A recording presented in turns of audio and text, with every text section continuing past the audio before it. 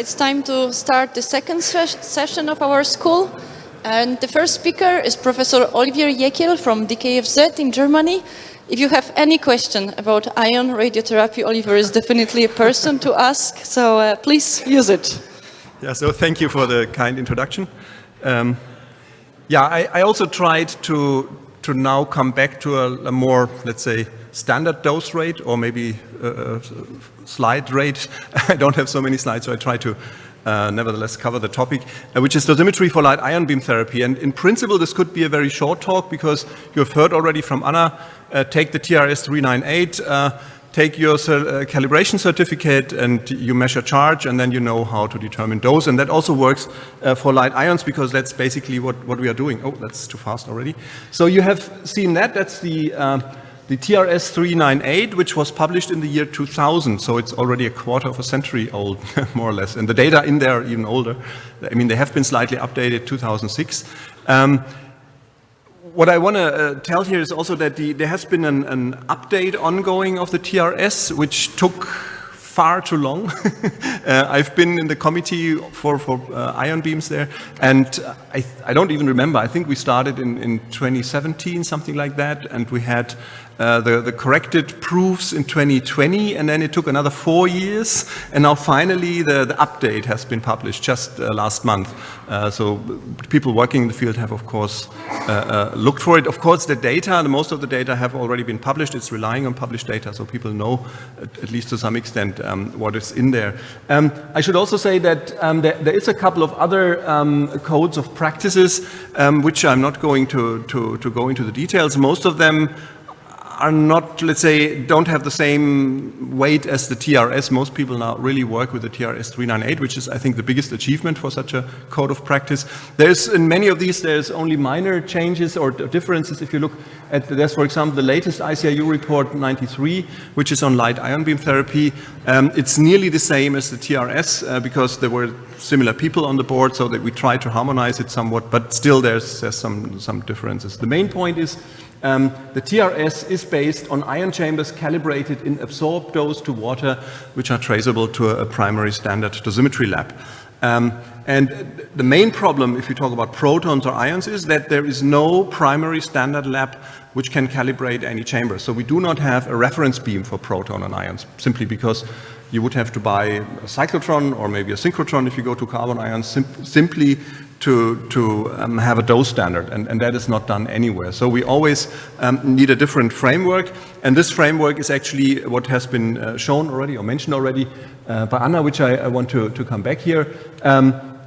The dose that you get is determined by these three factors. I included the saturation correction here in the measurement reading, or corrected instrument reading. So that's primarily the charge that you measure that has to be corrected for your standard conditions for the calibration, and then you have for your chamber a calibration coefficient, which if you buy a calibrated chamber, you will have a certificate, and it tells you the conditions under which it was calibrated, and it gives you the charge per dose that you would measure there, or the dose per charge rather than that.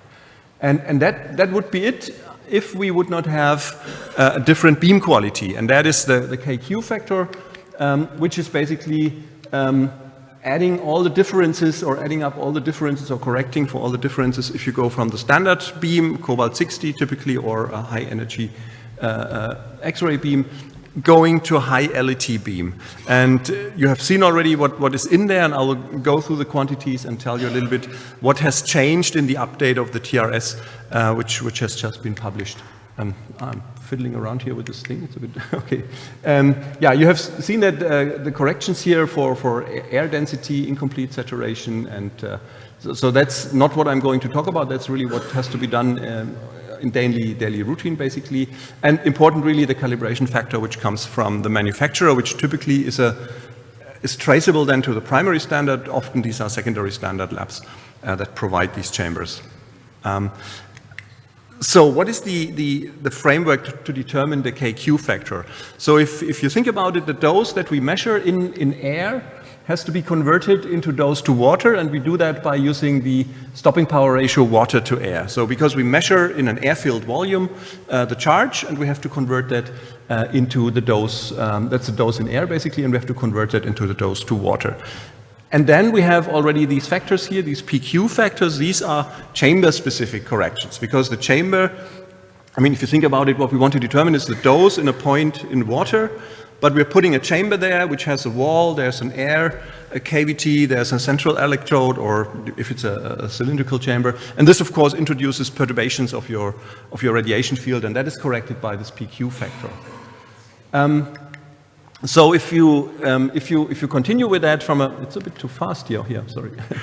So if you think about it, the dose in air, that's typically the charge that you measure per mass multiplied by the W factor. The W is basically the energy you need to produce an ion pair in air. So that's why we need this W factor here to arrive with the dose in air. And then we have the remaining two quantities here, the stopping power ratio and the PQ factor. And this formula is important because that's the basis how to derive the KQ factor, because then if you do that for different beam qualities, you see that you have actually a ratio of these three quantities here, or you have three ratios if you like. You have a ratio of stopping power ratios. So that's the stopping power ratio water to air in your ion beam or proton beam as you like, and here it's for the reference beam, which is typically cobalt-60. And then you have the same for the W value in air, which is not necessarily the same if you have X-rays or if you have ion beams. It's not a big difference, but a measurable difference there. And then you have the PQ factors, which also are differing. So the perturbation factors are not the same because you have a different spectrum of secondary electrons in an ion beam and in a high energy X-ray beam. And the main difference, and that's quite interesting, is that if you think about it, the average energy of the secondary electrons in a proton or ion beam is not higher, it's much lower as compared to a high energy X-ray beam because of the production mechanisms. You're not producing very highly energetic electrons, but very, very many low energetic electrons. That's basically the meaning of densely ionizing radiation. You have all the energy basically pumped into this tiny volume around the track. So in fact, we expect these perturbation factors for ions and protons to be smaller than for cobalt-60 or X-rays. So, now, coming already now to the update what has been introduced, so that is the standard definition of the KQ factor. In the update of the TRS, there was already a suggestion or a slight modification. It said that, okay, there's more and more simulations. You have seen that in Monte Carlo simulations, you can directly look at the dose that you have in water, and then you replace it by the chamber, so you directly have this ratio of doses. And this is basically then this F factor, which is shown here. So the F factor is basically combining the stopping power and the perturbation factor. And this is very nicely done in Monte Carlo simulations, for example. And there, at the time when the TRS was published in the year 2000, there were very, very few, okay, there were very few data available, so basically very few Monte Carlo simulations, not many good codes. But over the last 20 years, of course, people have been working on that. I will just continue talking. Okay. And this is like flashing on and off, okay. So basically this is making reference to the fact that there's more and more Monte Carlo simulations, so that this direct simulations of the F factor, and whenever available for chambers, this of course should be used because it improves the quality. Here we are again. And of course there's also a mixed situation, so if you do not have Monte Carlo simulations for the beam quality and the reference quality, you can also do the calculations here for ions and use the factors that we have for the X-rays. I mean, there's of course always these two sides that we have to look upon. And that also introduces different uncertainties and arrives with different qualities for the KQ factors. And this is just to give you an idea. It's a bit fast, sorry, I want to go back. This is just from a publication from Pedro Andreu, who did these simulations. These are the factors for cobalt-60 that have been used in the old TRS, and these are the updates in the new TRS. So you see, it's not huge differences. It's a bit shifted here. If you look at the numbers, it's tiny differences, but still, this has an impact on the overall uncertainty. So this is basically what we're talking about when we talk about these F factors, the improved quality of the Monte Carlo simulations. But then there's another important report was published in 2014 by the ICRU, and that's the dosimetry, as the key data for ionizing radiation dosimetry, it's called, by the ICRU. So it's really the key data for stopping power values, W values, I values, all these things have been reviewed basically from literature data, and sometimes they've also improved calculations. And this is the main source for differences also in the dosimetry that is now, if you look at the changes in the TRS and the update of the TRS. There's quite some, I mean, it's not big changes again in dosimetry, we're not talking about many percent here. So this W stopping power ratio for cobalt-60 times the PQ has changed by plus 0.7%. The W value for air in ions, for ions has also increased by 0.6%. For ions, the stopping power ratio has gone down by 0.4%. So all these little changes in the end, it's quite interesting. If you look at all the different beam qualities, it's quite consistent that for X-rays, for electrons, for protons, and for ions, it's more or less the same. The net change is about minus 1.5% in the dose. That's basically what comes out of all the different changes. I don't want to go through all the details here and all the numbers, just again to show you from the report, if you look at the different numbers here, it's really minor changes. So this is here the quantities for cobalt-60, the quantities for protons and for ions. And you see, for example, that the W values, these are really small changes. So we are talking about 33.97, 34.23, these were the old values, and here 34.5, and these are the new values here. So these are basically recommendations that have been taken up also now in the new, in the update of the TRS. Again, I'm not going into the details here. Many of these are simply, I mean, if you look at the stopping power ratios, that's remarkable because that's the most basic quantity we need, and it's still the one with the biggest uncertainty that we have. I mean, maybe also the W values, but the stopping power ratios are also really, that's a bit, I would say, disappointing because it's such a fundamental quantity, and still we have a relatively large uncertainty of 1% or even more. What was suggested in the old TRS, if we look at the stopping power ratios as a function of what's called beam quality, and beam quality is typically given as the residual range, so that means high range, high energies, and then you go down to the low energies, and there you see an increase of the stopping power ratio. And for practical reasons, so it was not suggested to take a constant value, which of course for higher energies is nearly constant. Again, I will just, okay. What was suggested is an empirical parametrization as a function of the residual range with these three parameters, A, B, and C, and these parameters were simply fitted. And what has been changed in the new TRS is there was a new calculation of the stopping power ratios, and, oops, this is too fast here. Yeah, here we are. And in the updated version, you see that this increase is a bit faster here. It's not as fast in the new version. It's mainly because this parameter B is significantly smaller. So that's the main difference. And if you look in the tables, you will see of the TRS, I mean, you will see somewhat slightly different values. This was done with the Petra Monte Carlo code, by the way. Now, if we talk about the perturbation factors, I just wanted to outline or demonstrate a little bit what we are talking about, these chamber-specific factors. So ideally, in a point here in water, that's where we want to determine the dose, we would have no corrections, but then, of course, we have a chamber wall, which is not completely equivalent to water. It has a different density, for example, different material. Then we have an air gap, and then we have a central electrode in a cylindrical chamber, for example. So this gives rise to these three factors here, the central electrode correction, the wall correction factor, and the cavity correction factor. And then there is this, so that's basically a change of the secondary electron spectrum, if you like, due to these quantities. And you can imagine for ions or protons, if a secondary electron is very, very low energetic, and typically we're talking about average energies below 1 keV, so really, really low energy electrons, then all these effects are really smaller than as compared to X-rays. And then we have this other factor, that's the displacement correction, and that corrects for the fact that to the question, where do you relate the dose to? I mean, there's two ways to do it. Either you change the position. You can imagine if I have a Bragg peak somewhere here close to the chamber, and I move the center of the chamber a little bit beyond the Bragg peak, I get a quite different dose, and if I slightly move it back into the Bragg peak, because I have this air gap here, so I'm literally changing the position of the reading, if you like. Yeah. So that was what is called, or the correction, what is called the effective point of measurement. So the question, to which point do I relate my measured dose? And in the TRS, it's they want to go towards a system where you always refer the dose to the central axis of your chamber. And then you need a displacement correction. So that corrects the value of the dose. Yeah?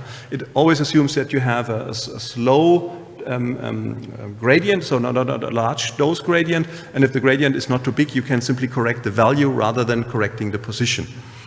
So that is how it is suggested in the TRS.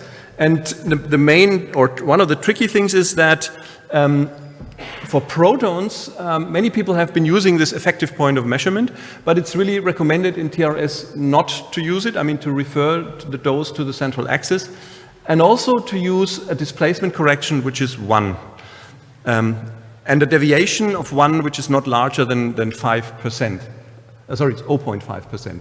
And that kind of limits a little bit the applicability of these cylindrical chambers, because if you're coming close to the Bragg peak, you have of course an increasing gradient, and that means that this displacement correction would be larger, and then TRS actually discourages to use these chambers. I will come to that in a minute. For ions, it's basically the same. What is different, and that's a bit annoying, and there has been many and long discussions in the group when the TRS was updated, because for ions, they still stick to the effective point of measurement. So we have now a difference between protons and ions in the sense that for protons, you always refer to the central axis. For ions, you refer to this effective point of measurements, which means you shift the measurement position by 0.72 times the radius to the front towards the beam, if you like. Yeah? So it's not basically the same as for protons, which is in practice a bit annoying if you have a facility like Heidelberg where you have protons and carbon ions and you want to do calibrations in one run. You always have to make this difference if you want to do it according to the TRS. So now coming to the uncertainties for protons, to summarize that, in the new TRS, you see the numbers here. You see the biggest uncertainty. I mean, these are the standard uncertainties here for the standard case where we calculate the KQ values, and the biggest uncertainty is still coming from the stopping power ratios for protons in this case. And then we have 0.6 here for the P factors, the chamber-specific corrections.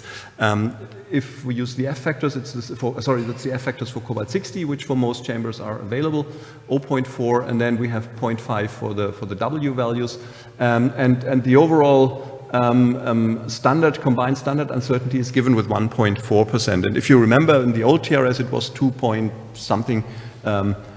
Depending a little bit on which type of chamber you use. If you have simulations directly of these F factors, or you can go back to measured data and Monte Carlo simulations, the combined uncertainty here overall is 1.1%, and you end up with a somewhat reduced uncertainty. So that really gives a very good quality, and we're basically there where we are with X-rays already.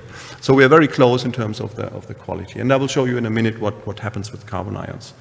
Now talking about maybe the most important point, practical aspect of the TRS, which many people have been worried about, is that the old TRS only defined reference conditions in a spread out Bragg peak, so for a passive beam delivery system. There was never a recipe given how would you do that in a scanned beam where you have different energy layers and you're basically moving your beam, so you're not have a fixed SOBP basically, and where you can put your chamber in the center of the SOBP as it was suggested in the TRS. That always reflects, of course, that when the TRS was published in the year 2000, there were only 2 facilities doing beam scanning, and that was PSI that started in '96 with protons, and GSI that used carbon ions and started in '97. So these were the only 2 scanning. Maybe there were like 1 or 2 others, but most of the facilities were passive beams, and of course that was the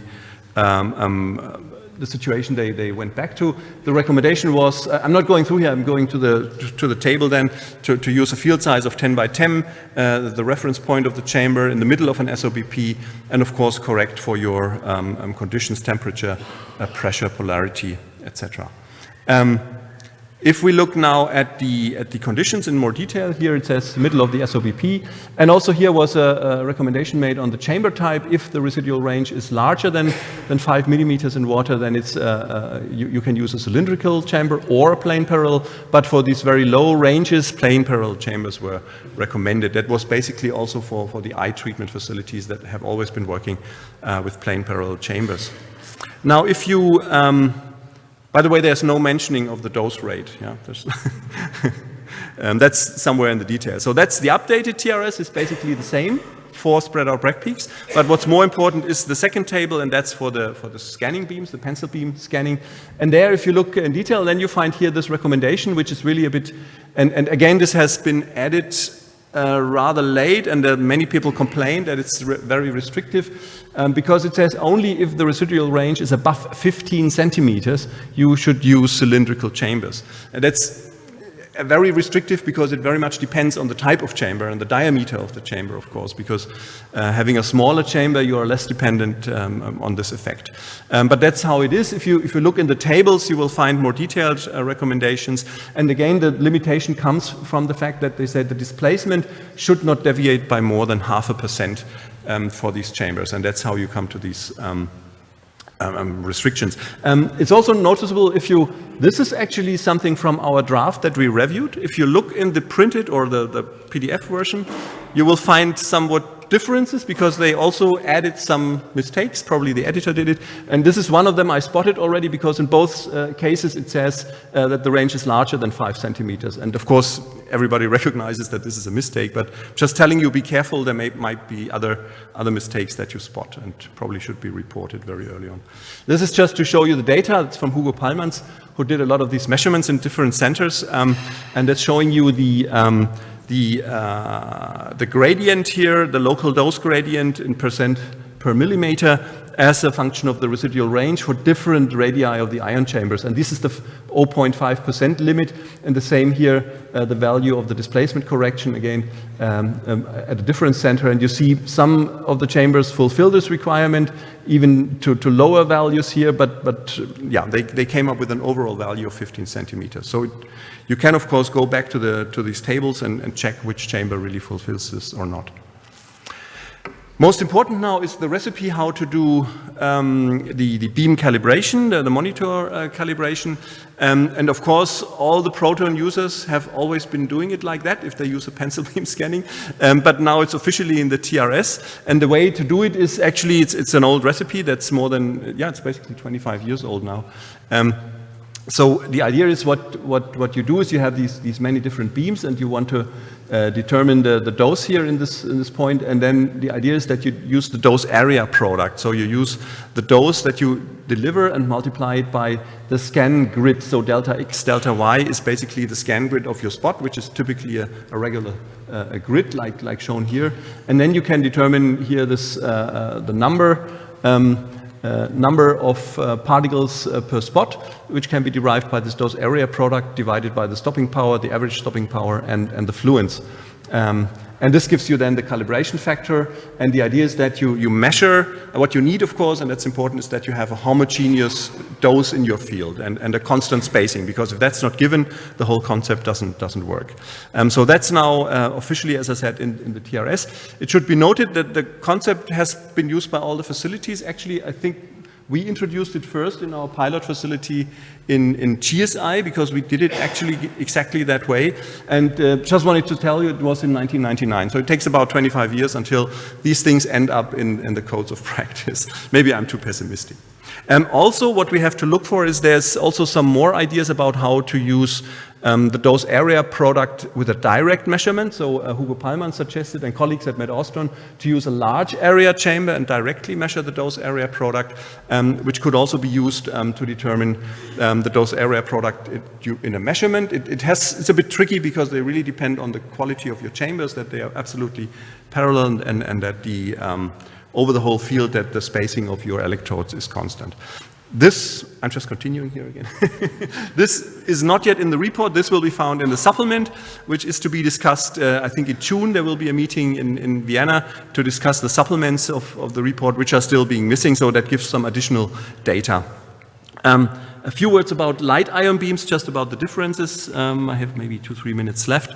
I'm just continue talking, and you can imagine what. No, the main point, maybe the first point I want to make is about the W values. They are somewhat different. I think I'm not going into the details here. There has been a literature review for the ICIU 90 when it was published, and you see there's not so many data out there for W values. You can directly measure it, but only for low energies, where we know that the values are going up. For high energies, there have been some direct measurements, but some measurements also with water calorimetry, basically. And there have been some older data from the Japanese group, which tended to result in significantly higher W values. And there was a lot of discussion about it. So I think with more calorimetry data, this will also in the future improve. For the time being, we have this somewhat lower somewhat higher W value for ions as we have it for protons. I will just, you don't need to see all the data here. and the second point I want to mention is that we also revisited the calculation of the stopping power ratios for ion beams. And if you do that, primarily we do it for carbon ions, but if you want to do it right for carbon, you need to do it also right for all the fragments, because it's an averaged value of your particle spectrum, and you have all kinds of secondary particles in there. So you have proton, you have helium, you have boron, and beryllium, and carbon, of course. So you have all the secondary, so the projectile fragments that you have to regard. So you need intrinsically the right stopping power ratios for all of these particles, which is nice, because as a byproduct you also get the stopping power ratio for helium beams, for example, which is something we are working on to treat patients, or we have been treating patients already in Heidelberg. So we also need at some point to introduce a code of practice for helium ions. What we have been doing, I don't need to advance the slides, you don't see them anyway. What we have been doing is calculating also then the same way how the beam quality is changing in a spread out Bragg peak that we deliver to a patient. And here we have the complexity also that we are not delivering constant absorbed doses, but we're going down with the dose at the distal edge, because we compensate basically for the increase of RBE. So we simulated this for different situations, and also came up with the same parametrization of the stopping power ratio as a function of residual range. It turns out it doesn't make a big difference as long as you stick to RBE weighted doses. You get a quite constant value with a very minor variation as a function of residual range. This will also be, it's not yet in the TRS as it's published, but it will be in the supplement, which we have finalized already. It's just something which needs to be discussed to come up with the final version. With this, I don't know if the picture is coming back. Are there any, by any chances? Are you see them? Okay, yeah. Maybe basically that's all I wanted to say. So you have to wait for the supplement. As I said, the supplements are written. They will be discussed in June in the agency, and then hopefully it will not take another 4 or 5 years until it's published, because again, there's not so much to discuss. What I wanted to mention in the end is that we, since water calorimetry has been mentioned here, we have been doing some very nice experiments over the last years together with PTB and the group of Achim Kraus, who had a portable water calorimeter, and we did measurements in a carbon beam. And this was really nice. I mean, these are tedious measurements, because with a water calorimeter you have all this the diffusion of heat, and if you do beam scanning, of course it's a dynamic application, so it's really time consuming. You do a measurement, one irradiation, then you have to wait for everything to thermalize, and then you make another measurement, and it typically takes one shift, and since you need many shifts, you typically need a lot of beam time, and most of the beam time is available in a clinical facility over, for example, the Easter holidays or Pentecost or Christmas. So most of these experiments have been done over these holidays, and they're very nice data which we have obtained. We could also show that it's not really LET dependent, so within the quality of the KQ factors that we could determine, I mean the uncertainty, which is less than 1%, which is really a nice achievement. We could show that there's no LET dependence, and the data are also in the TRS. And for some of the chambers that we calibrated and cross-calibrated, we really have a significantly reduced uncertainty for these chambers. And that's basically all I wanted to say. I don't want to wait until the image comes back. And what I wanted to end with is an outlook on what could be next in the TRS. And I think there's a lot of things going on. Research is always ahead of the recommendations. So you have heard about flash. There's certainly at some point a need what to do about flash dosimetry on the long term. You have heard about mini beams. It's something which is coming up, and that there's no consensus whatsoever. Another thing which is more important even, I think, and which is being used clinically already, is dosimetry in magnetic fields.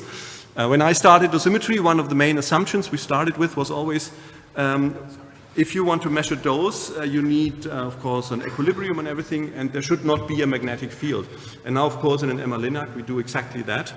And I just want to add that also there's some institutions like in Heidelberg and Dresden where we are starting to look into MR-guided particle therapy. So we already did measurements and dosimetry measurements and simulations of protons and ion beams in a magnetic field. So that will be a next thing to be included in a code of practice. Oh, here we are. We are looking, you heard about the graphite colorimeter, which we are very excited about, and we just received a grant, and I talked to Russell Thomas, and we would very much like to get our hands on this graphite colorimeter and to compare the data then with the water colorimetry, and also, of course, to use it. It's more, let's say, easy and more straightforward to use than the water colorimeter. For the right slide. That's good, yeah. I'm nearly done. just in time for my goodbye slide. So, okay. Yeah, and also I mentioned that there's other ions. We have started to treat patients with helium already. We have, I think, a quite good concept for the helium dosimetry. It's very similar if you do it for carbon. There's not so many differences. I just wanted to say these are things we're already working on in Heidelberg. Yeah, and hopefully, I don't know, it may take another 25 years until we have these things in a code of practice, which we are already using today. And with this, I just want to highlight again our summer school in September this year, which is about radiation detector concepts and novel concepts and advanced concepts. So not just for dosimetry, also for imaging. And you're welcome to register. If you check DKFZ.de and you look for summer school, you will find it. And I think there has been more advertisement for these slides. And with this, I would like to end here and thank you for your attention.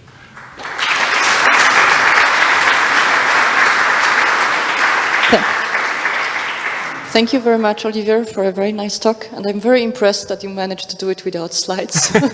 So I guess I told you can just wake me up and I will tell you. I guess it's proving that you are really an expert in that field. We have time for one quick question. Yeah. With Niels, it will be not quick, I guess. If I got this right, for protons, cylindrical chamber, you say the point of reference is the center axis of the cylindrical. But for carbon ions, you say it's 0.72 minus R. Why? Yeah, good question. Thank you for your... I can tell you that all of the proton and ion people were absolutely against the solution.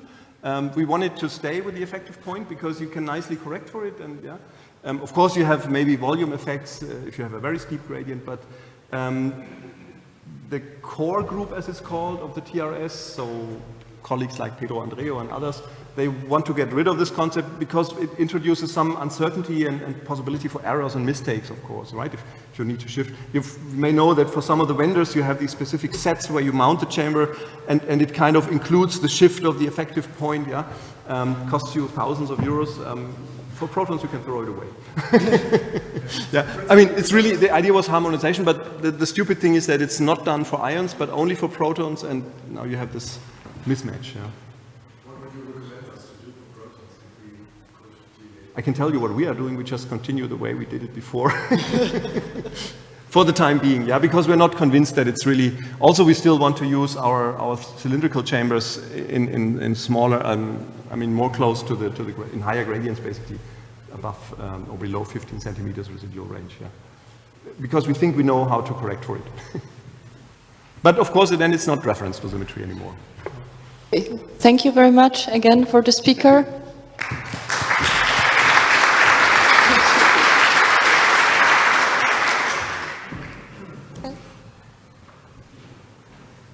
And our next speaker is coming. Ana Vaniqui is our colleague from SCK, and she's going to talk about active detectors for LET measurements.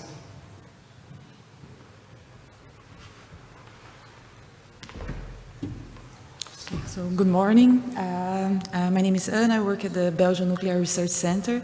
I would like just, this talk was made in a way just to give an overview of ways of optimization of LET in proton therapy from a clinical perspective, and also different active detectors that we can use for LET estimation or determination. So when we use protons, we have to consider the relative biological, it's a very quick intro, I promise, the relative biological effectiveness, which we use this constant value of 1.1 in the clinic, means that we consider protons to be more effective in causing damage than photons. We have an increasing LET, so we have more cluster damage, which is more difficult to repair, more lethal.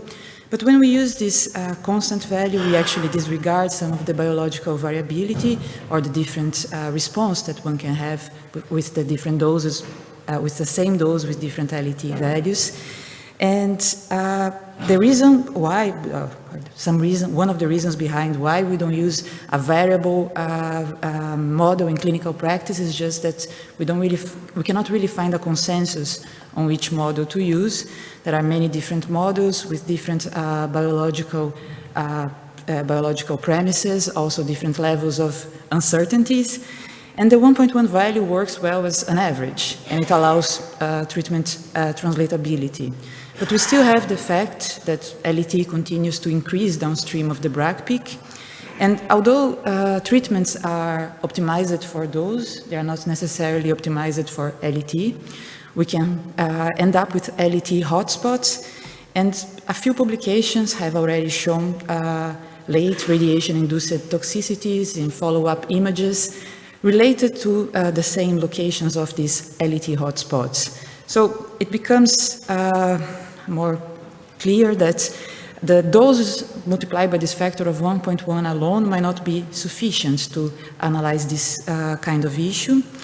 So a large number of studies have started in the last years, really looking into the LET distributions, also trying to predict the occurrence of lesions, looking into the adverse effects, the follow-up MRIs of patients, trying to find ways.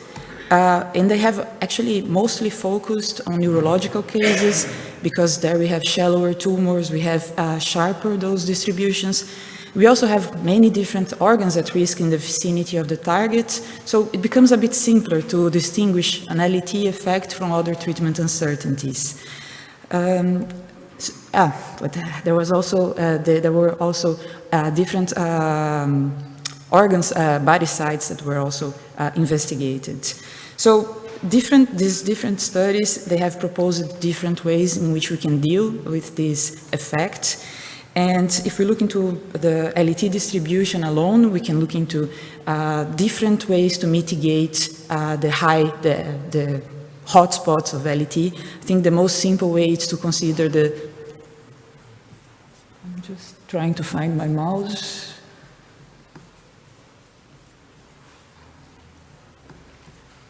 Here. Yeah. It's to consider the treatment angles, the anatomy of the patient, and the number of beams, for instance. So if we have a very small angular difference, so if we have two angles that are too close apart, we can end up with a high LET region in the distal edge of the beam, which can also coincide with an organ at risk. By increasing the angular separation, one can have a more smooth LET distribution without really affecting the dose distribution. So this is a very simple and straightforward way. There are other ways to combine different parameters to try to go towards LET painting. So this is an example where they looked into LET painting to target hypoxic values using a rejection sampling technique. So to have very high LET values in very hypoxic voxels. Also using, for instance, preferential spot weighting, in which you can decrease the weights of the different energy layers in a way in which you have systematically lower values to achieve zero in the distal edge to have a more smooth distribution. But from research, we actually came a long way, and it's currently actually possible in clinical practice to do some inverse planning, to look into the dose objective integrated with LET objectives and constraints. So we can perform a one-step or a two-step optimization. So either have a LET optimization follow after the dose optimization or simultaneous optimization of both using different LET objectives, such as the dose average LET, which seems to be considered more clinically meaningful. There's also this concept called dirty dose, which separates the dose distribution into two parts. So the clean dose would be the one that's related to the lower LET particles, which is a more photon-like distribution.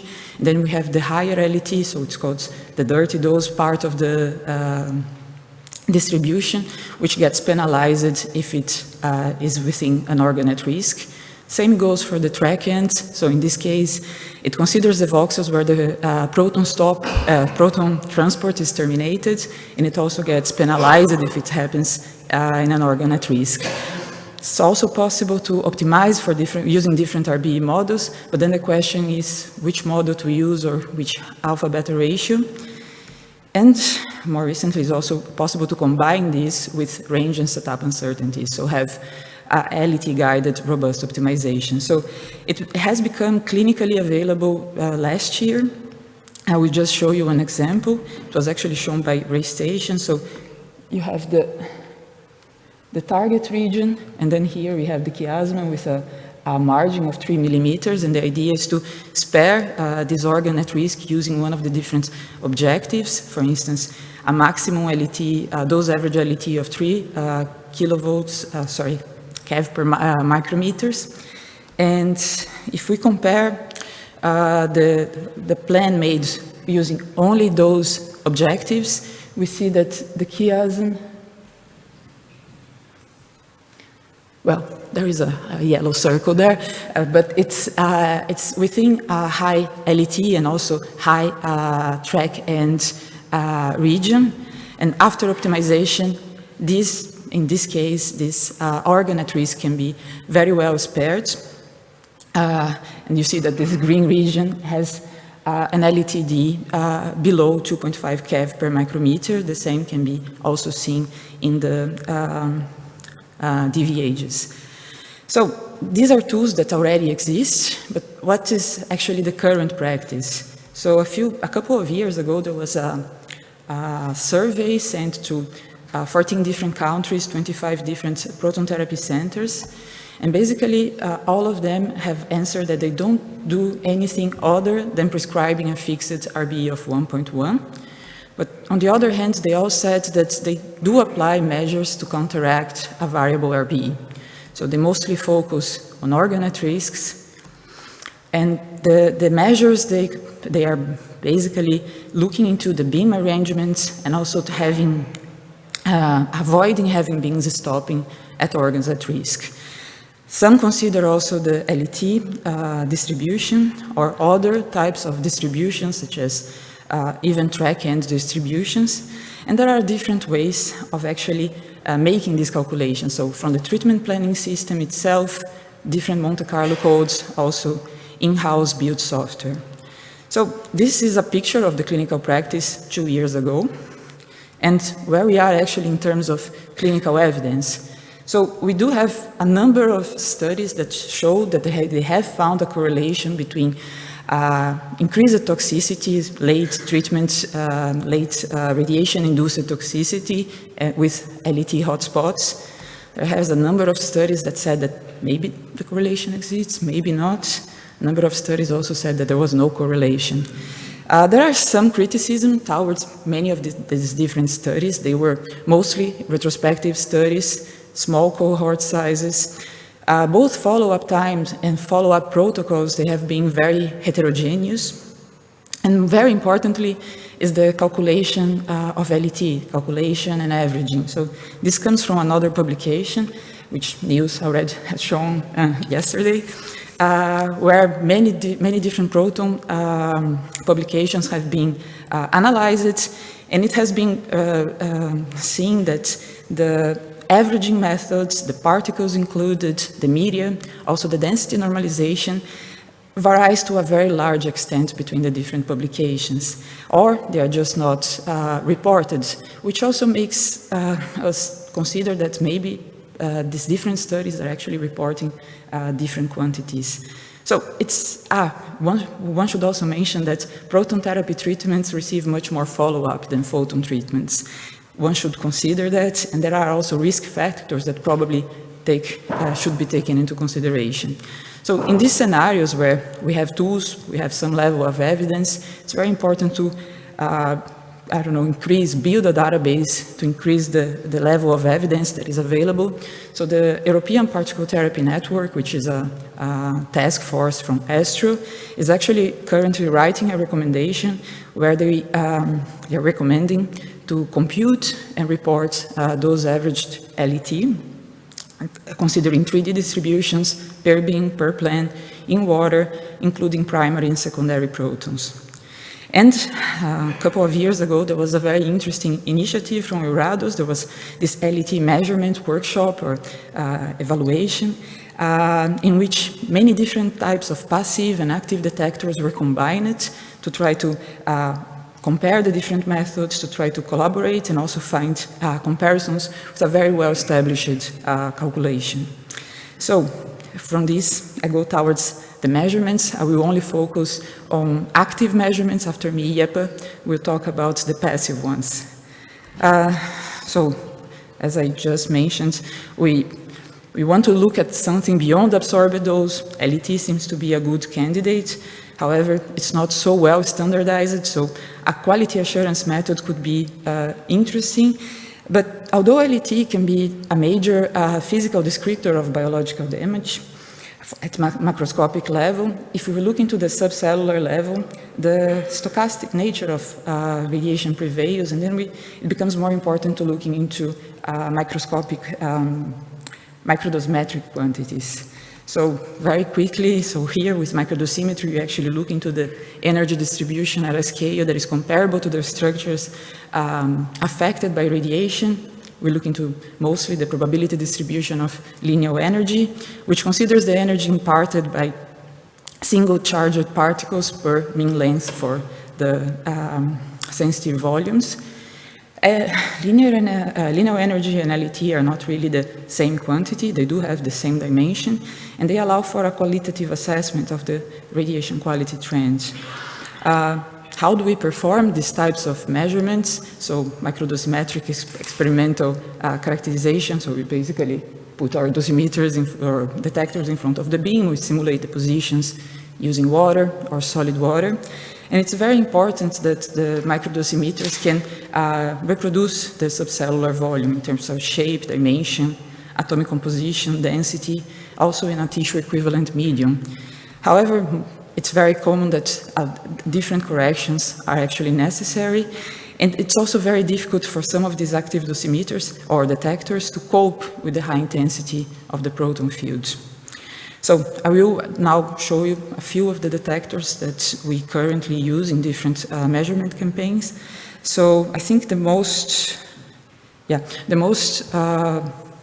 interesting, or one of the most interesting ones, is the tissue equivalent proportional counter, or the mini tissue equivalent proportional counter in this case. So it was developed by the National Institute of Nuclear Physics in Linhares, the group of Professor Valeria Conte. I think it's the closest that we have for a reference detector in microdosimetry. So basically, you have that the tissue volume is simulated using gas, so the gas pressure is adjusted to have the same energy loss in both volumes. You have that each charged particles trigger a signal, and then we have that the linear energy distribution will be accumulated using the number of ionizations for each detected signal. It's important that this is a miniature detector, so it can actually cope with the intensity of the proton field or the different fields without having a large effect, a large pile-up effect. So in this case, we have this detector that has equivalent of 1 micrometer of water. It's also a gas-steady detector, which means that we don't really have to go around different proton treatment rooms with big bottles of gas, which is quite important. Besides the mini TPC, there are several other TEPC type of detectors, so the avalanche confinement or the ones based on gas electron multiplication. For that, I invite you to look into this very thorough review from Gabriele Parisi on microdosimetry for hadron therapy. And this is an example of the type of distributions that we get after measurements. So here, for each of the positions in the spread out Bragg peak, we can see the distribution of the linear energy. We can also see that it increases as we go towards the distal edge. And in this case, you can see that the detector is suitable for beam quality monitoring. It shows the sensitivity to differences in radiation quality from an energy modulated beam, but also from the monoenergetic beam. So this type of detector is really a gas type, gas-based type of detector, but we also have several solid state-based microdetectors. I think one of the most commonly used one is the MicroPlus. So it was developed by the group of Professor Anatoly Rosenfeld in Wollongong in Australia. So here you have arrays of micron-sized sensitive volumes that actually mimic arrays of cells. They can be in the form of parallelepipeds or also a bit circular, but they call them mushrooms. It's quite small, so it's compact in size. It does require a tissue equivalency correction. I have an example from some years ago from the group in Groningen. They used this detector both in a water tank, but also for a brain plan, so using an anthropomorphic phantom to characterize the radiation quality in this case. They have shown very interesting results in terms of comparison with calculations using different algorithms, but there were a few limitations as well. Besides the MicroPlus, there is this, I find this a quite interesting type of device. They have planar arrays with several different sensitive volumes. It comes from the group of Consuelo Guardiola in Barcelona, if I'm not mistaken. And you can have different shapes. So here we have this on top, the pixel type detector, the pad type, the strip type. So you can combine these different sensitive volumes in different shapes of arrays to have this 2D characterization of the fields. And the types of results, we have this, again, 2D characterization in terms of, and you can choose different possibilities that you can look into. So here we are showing the Y bar F for different proton beams. To my best knowledge, I don't know if they can be already used in the clinic, I mean, in terms of real proton therapy characterization, but it seems like a nice evolution for the solid state detectors. I should also mention the silicon telescope. So this was developed by a group from Agosteo in Milano, if I'm not mistaken. So in this case, we have this EDE type of dosimeter. So we have the DE element where each delta E pixel acts as a solid state microdosimeter, and the E stage where it gives information on the energy of the impinging particle. And here you see below just the different sensitive volumes altogether. Here is just an example of the characterization of the fields with this type of detector. So on top you see the energy measured by the delta E element, and below the linear energy at a position of a spread out Bragg peak. And more recently, or at least to my knowledge, there is also the single crystal diamond. So this one was developed from the group in Rome, Tor Vergata, so Verona and Verona Rinati. So here the diodes are integrated on the same crystal diamond substrate, and it does have both a dosimetric element and a microdosimetric element, which can be quite interesting for the characterization. Being made of diamond, it's a bit closer in terms of tissue equivalence in comparison to silicon. And here's just a representation of the linear energy characterization for a proton field at two different positions. There was a work from Ana Vaniqui where she compared these different detectors, so at two different positions in a spread out Bragg peak. And you see that all of these different detectors, so it includes the mini TEPC, the silicon telescope, another type of TEPC, the diamond detector, and the microplus, they're all able to characterize the field, but we see differences in the distributions that they portray, which can be related to the different simulated sizes, the geometrical shapes, material composition, functioning principles. But when they used biological function, they actually gave quite similar results. So the response of the detectors have to be considered. And the last detector I want to mention is not really a microdosimetry detector. It's the time peaks. It's a radiation imaging detector. So we have that each pixel is connected to a preamplifier, discriminator, and a digital counter.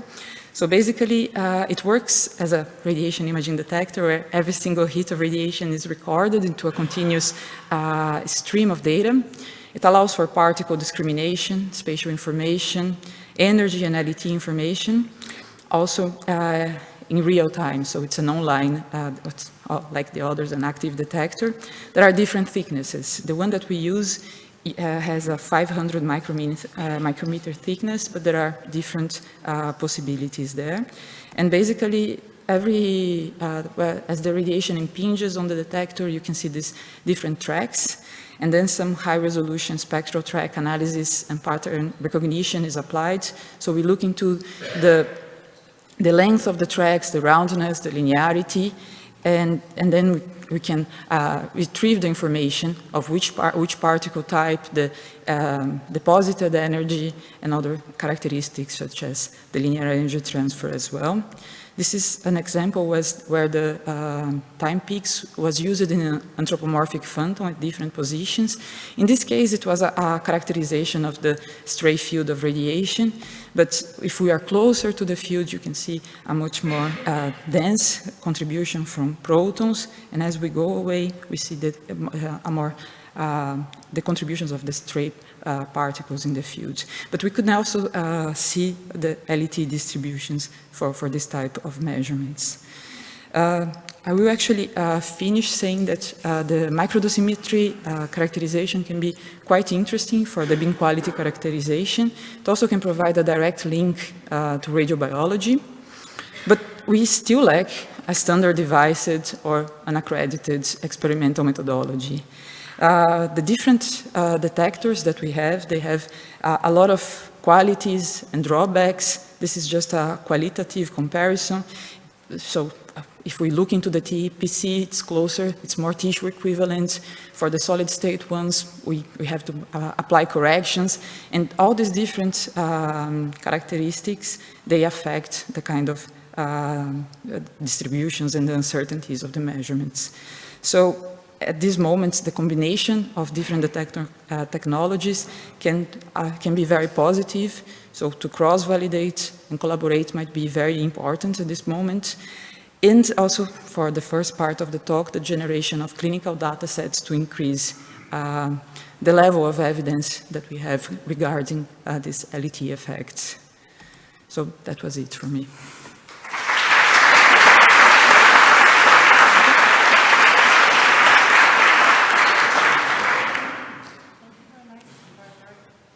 Nice talk. Do we have a question?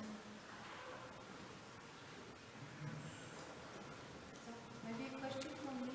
What do you think what we should go for? Should we go for LETD? I try. So should we go to Should we go to LETD, like EPTN is recommending? What do you think? Also from the measurement point of view, what? I think the EPTN recommendation is very interesting for a standardization, so that we can go back to the distributions and compare them and really start building up a database. But I think there are other quantities that can be more relevant, and we should try to already build up on them as well. Do we have any other question?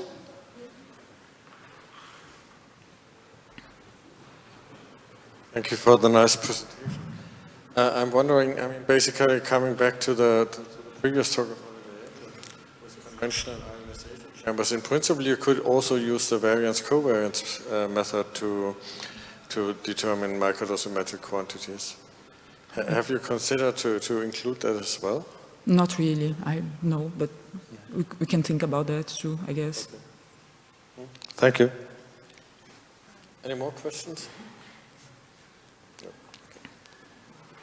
We have one online question, and maybe for the sake of time we can start the answer. Okay, thank you again for a very nice talk.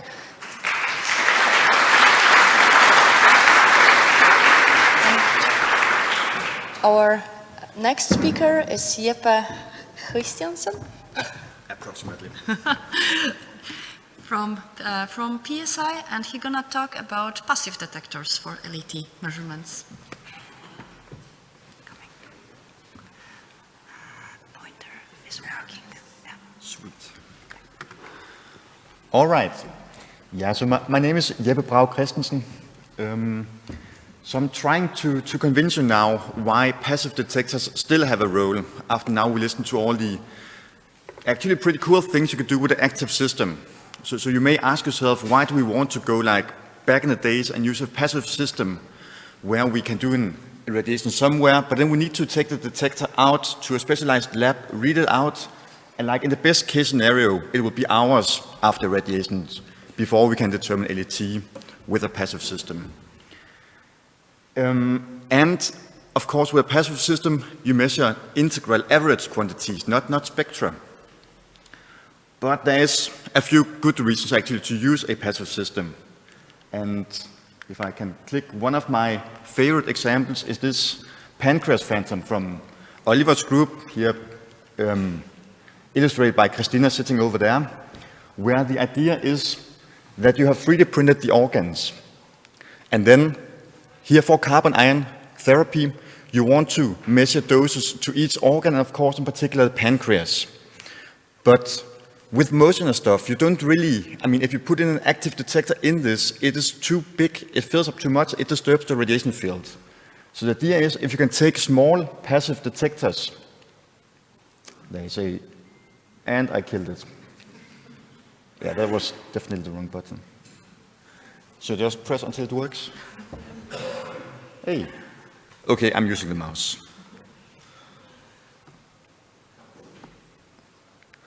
All right, and mouse doesn't work. So, I mean, the idea is you can fill in passive detectors in this insert for the pancreas and use it to monitor the dose delivery during motion, and similar for the organs at risk nearby. But of course, with passive solid-state detectors, you have the advantage of a small disturbance of the radiation field, but you have the problem of ionization quenching. So in particular here for carbon ion therapy, you have a LET at a level where you have quantum quenching going on. So if you want to do dosimetry with your passive detectors in the pancreas, then you need to be able to determine your LET to correct for that quenching. So we want to know the dose and LET, of course, for IBE as we heard before, but we also want to know the LET in order to do accurate dosimetry. So that was like the motivation for me to look into this also, and other groups, of course.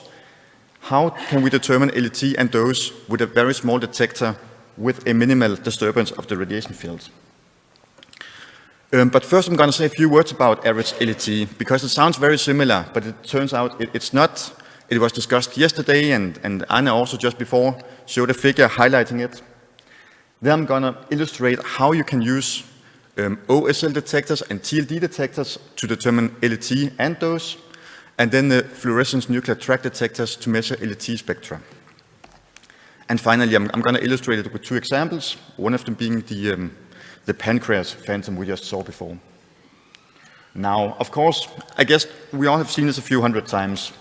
So we normally estimate the linear energy transfer based on the energy with a positive per unit length. And if we consider a volume and we have a single particle, we all agree on how to calculate LET in this case. But as soon as we have a second track traversing this sphere, now we have two different energy depositions, two different path length, and how do we average this?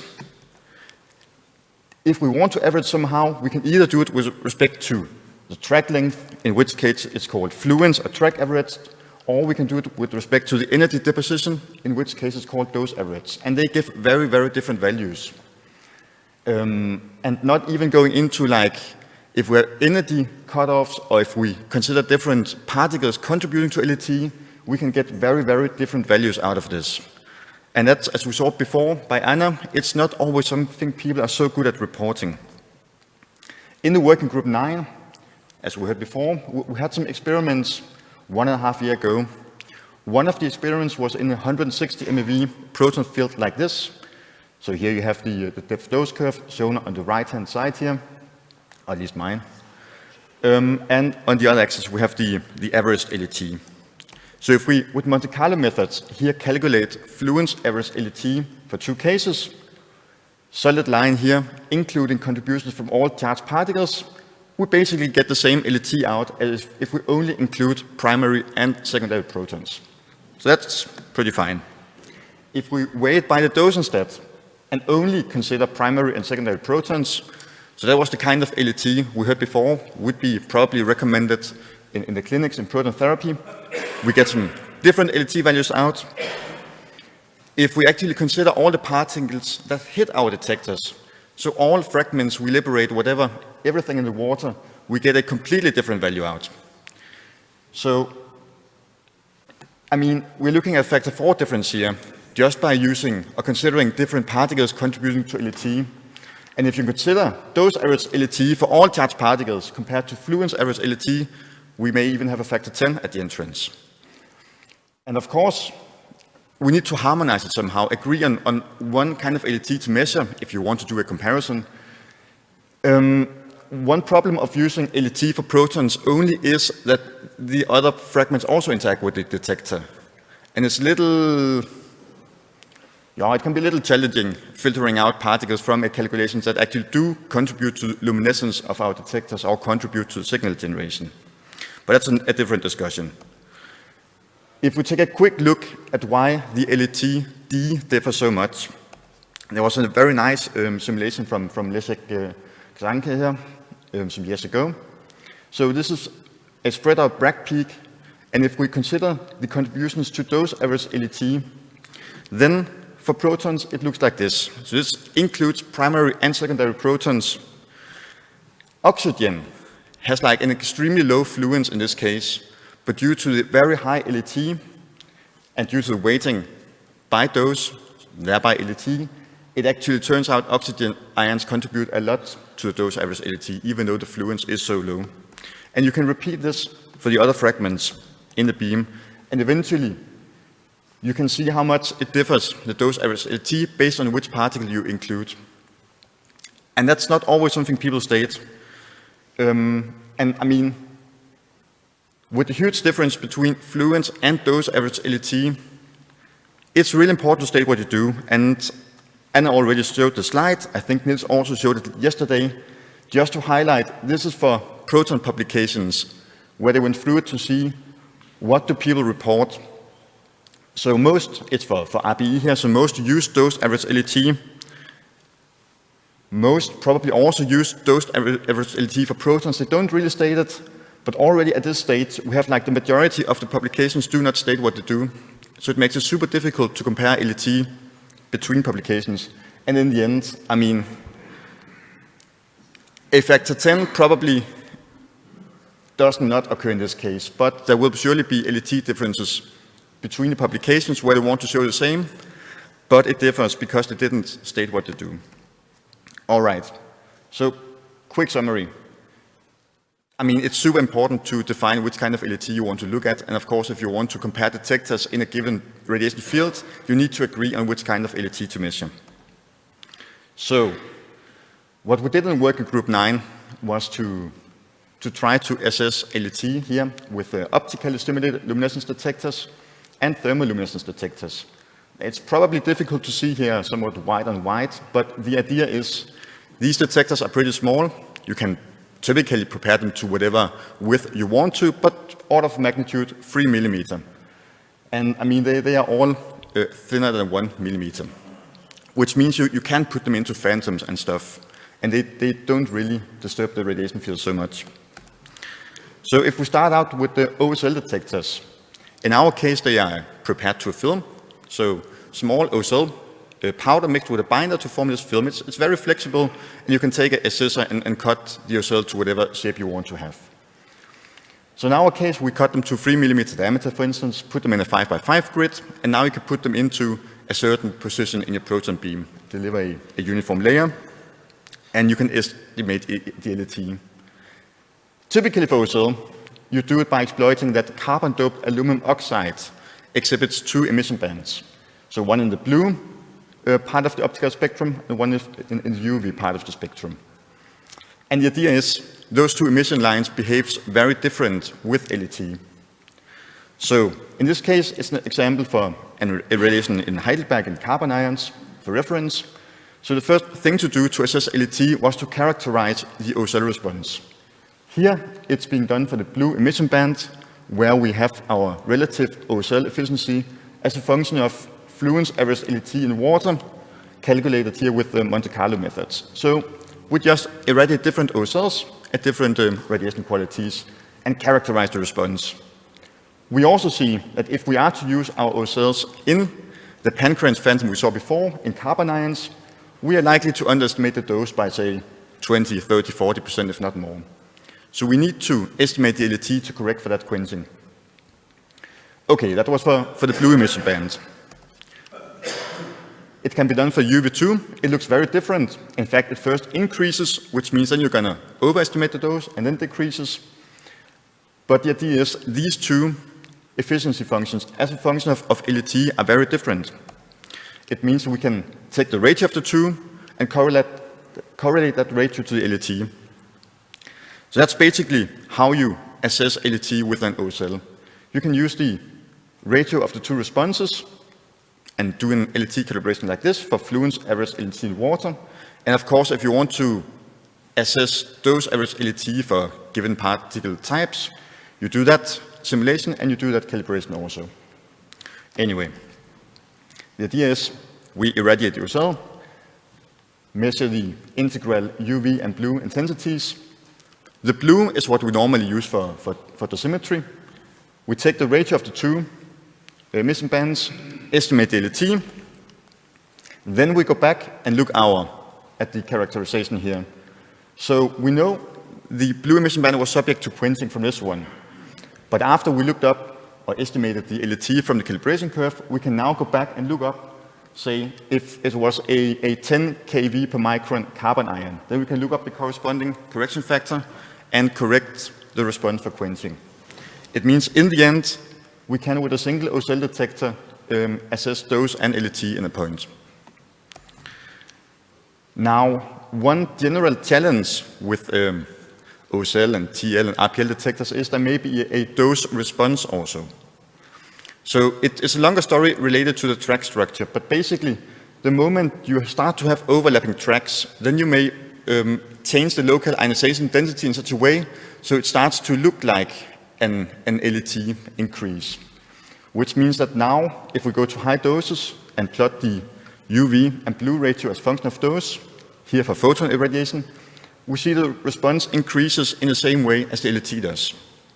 It means that if we go to high doses, then we change the OSL feature to determine LET also by dose. And we, of course, cannot change 2 parameters at the same time. So normally you have to stay below a certain dose where it does not affect the ratio of the OSL response. That's in protons about 2 gray, in carbons about 6, 7 gray, just order of magnitude. For thermoluminescence detectors, it is somewhat similar actually. It's generally done in 2 different ways. One, also assessing LET with a single detector, or the probably more common method to use the ratio of 2 detectors to assess LET. So again, it's about trying to relate features in the luminescence signal to the LET. In this case, using the so-called high temperature ratio. It's being done by using the glow curve here. So if we here consider what it looks like for a photon irradiation, and if we compare that to an irradiation with iron ions, we see it changes quite a lot. And there are two features which mainly change here. Peak 5 is subject to proton quenching, just like the blue emission band from the ozone was. But we have an increased amplitude of our high temperature peaks. That means that you in different ways can relate the two ratios and correlate that response to, for instance, in this case, dose average LET. And that's how you can establish an LET calibration for thermoluminescence detectors. But probably for TLDs, the most common method is to use the different response of two different detectors. So in this case, one could take a plate like this, use the two kinds of dopants for lithium fluoride, deliver a uniform field to the entire plate, read out the two doses, and then go to our figure here on the left-hand side. We see that the detector efficiencies of the two detectors are quite different, which means that if you in the lower figure take the ratio of the two relative detector efficiencies, just like for OSL, we can correlate that to the LET. So it's basically the same approach we use for the OSLs, but instead of having two different OSL emission intensities, we use two different detector types.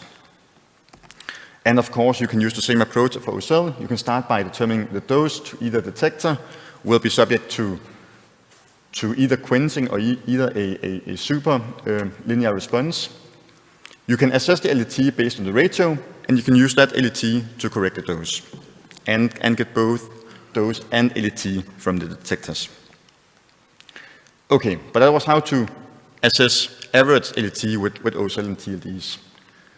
Fluorescence nuclear track detectors, they are pretty good at getting spectra out of it.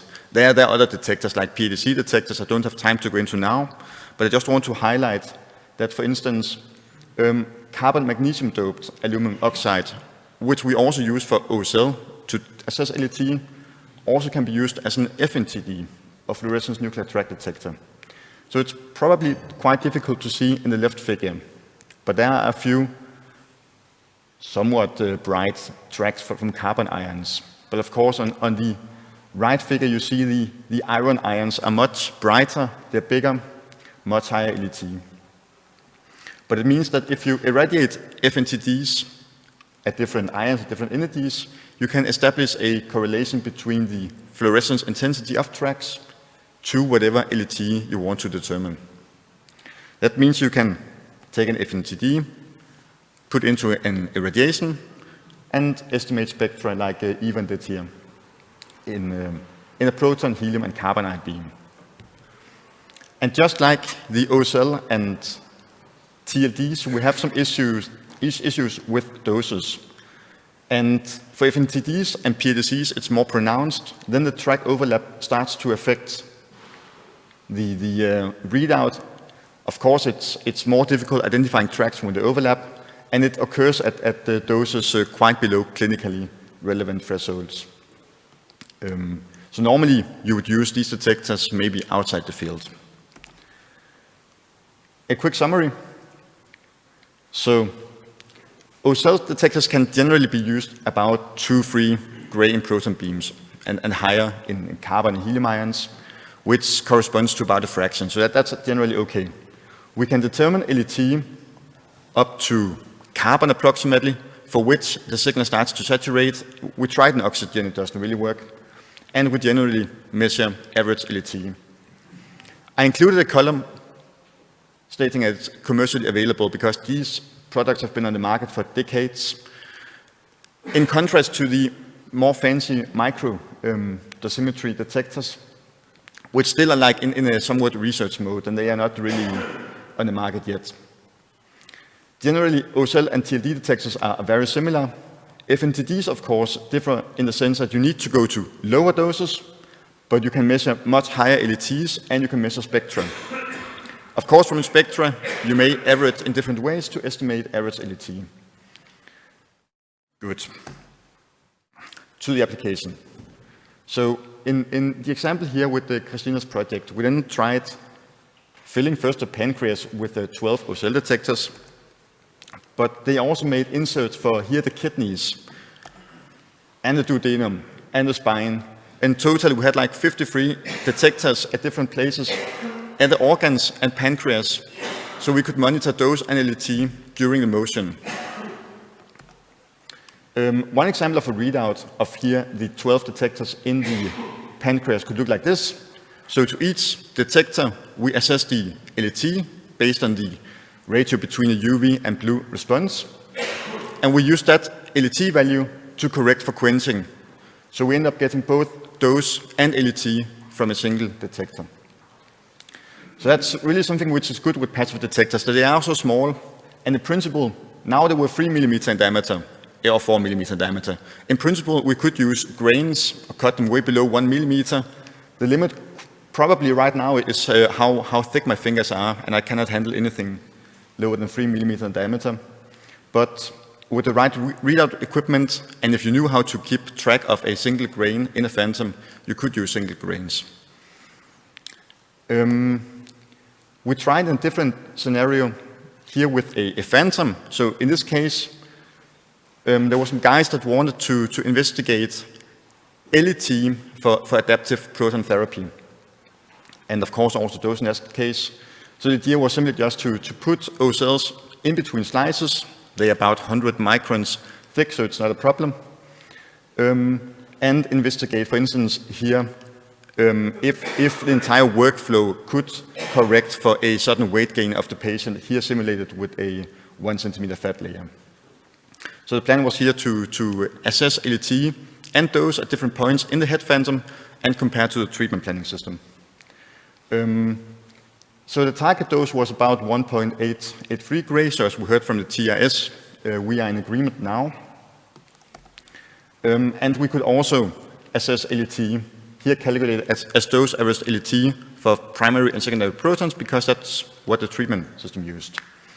So in this case, there was actually two fields, and we ended up getting a very good agreement actually with the treatment system.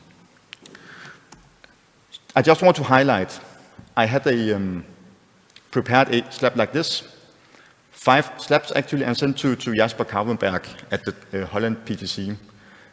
And he read them, sent them back. And I think, I'm not sure it's correct, but we believe it's the world's first postal LET audit. So the idea, of course, is with the OCLs, they are so small, and in this case, the 5 plates, they were just sent in a regular envelope, like a letter to Jasper. He read it and sent them back. That's something you can do with the passive detectors, because it's pretty easy just taking a slab, putting into a plate, and irradiating. And when Jasper simulated the dose average LET with the ray station, we got a pretty good agreement here between OCL and the ray station. But it was more like just to see if it worked. But yeah, I'm not a clinical guy. I'm not sure if people actually are interested in. Oliver's looking away, I don't know. 1 minute? 2 minutes? 5? So I just want to highlight that until now, we've only been looking at average LET, because that's what people tend to do. And there was a question before if dose average LET for maybe primary, secondary protons would be the best radiation quality metric. And there are different opinions. I guess for detectors, I'm not sure, because the heavier fragments still interact with the detector, so just ignoring them from the scoring is a little artificial. Anyways, if we consider the response of our OCL detector here as a function of fluence average LET, we see that actually between different ion types, we don't really have a good agreement always. That is related to the track structure of ions, which is not accounted for in the LET. So the LET only accounts for like how much energy you deposit per unit length, not the radial distribution of the energy depositions. And the discrepancy actually is even more pronounced here for dose average LET than for fluence average LET. And there were some guys, Nils probably, who was digging out some old papers from the 60s where they used this QF, which depends on the effective charge squared and beta squared, and tried to use that as a metric to estimate or quantify the response of the detectors. And when we try to, with the Monte Carlo methods, plot our detector response as a function of QF, we actually have a much better agreement between the different ion species than we have for average LET. So actually, when we in Heidelberg are trying to do symmetry in carbon ions, we correct the quenching based on QF and not on average LET.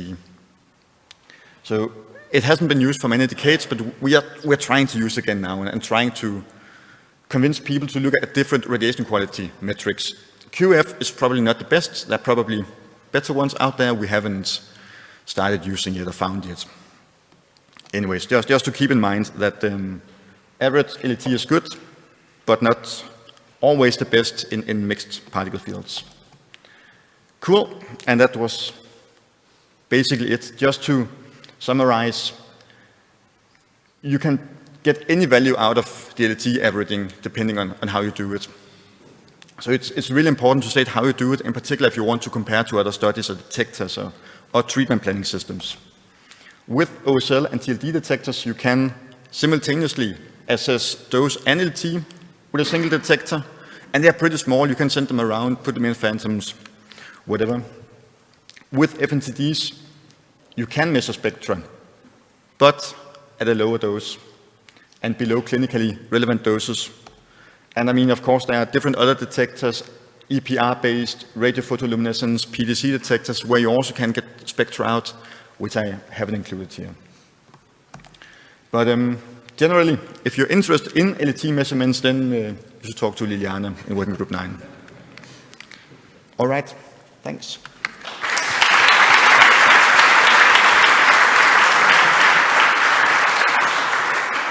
Thank you very much, Jeppe. It was really nice talk. Do we have questions? Perfect. So Hans was my PhD opponent some years ago, and I get a déjà vu now. And you will remember that for the rest of your life. Very nice presentation, thank you. I'm a little bit puzzled because you said with the FNTD detectors you can basically score LETs exceeding 8 mega EV per micron. What is the application for that? I mean, in carbon ion therapy or any ion therapy that is on the market at the moment, this is beyond the range that you will ever get, right? It is pretty cool, right? I don't know any application. Say again? 80 KE per micron. Right, that's 80 KE. This is the threshold of CSM. Yeah, okay. Yeah, surely. But I mean, with the fluorescence, then you don't have that problem.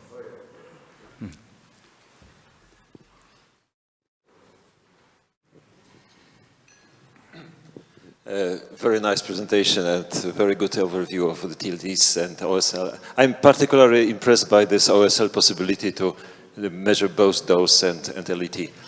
In this type of lecture, I think it was worth to mention also that if you have two ions of the same LET, so of the different, you will get different response. Each the detector will get, whatever if you take LETD or LETF or whatever. If you have two ions of the same LET, you will have different response. And then it is reflected also in radiation biology. You have so-called hooks. So for the one LET, you see you have different response for the same ion. So I think it's really good to show it. Yeah, I mean in some kind of presentation. Yeah, and in one fluence average is better than dose average, and we see also this for MCP detectors when it is scaled for YF, so linear energy for frequency. So it is also better scaled by YF than YD for MCP detectors. Thank you. Okay, I wasn't aware it also was the case for TLDs, but that makes sense. Hi, many thank you for the presentation. Very nice, especially the pancreas phantom. I have a question about the TLD calibration. So how do you actually calibrate TLDs against LET? Because I assume if you do it in a water-cooled phantom, it will be pretty rusty because it will consist of different LET values. Given I have never worked with TLDs, but Pavel next to you,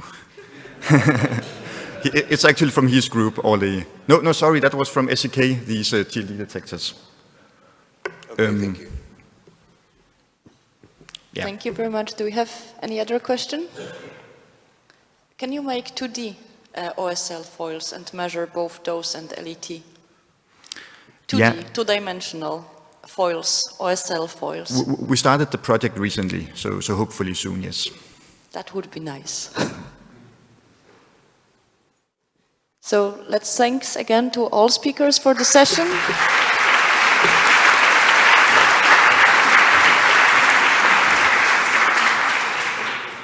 But we have 5-minute delayed, but I think it was very nice presentations and very nice discussion. So let's go back exactly as it was planned. Thank you, and lunch is waiting.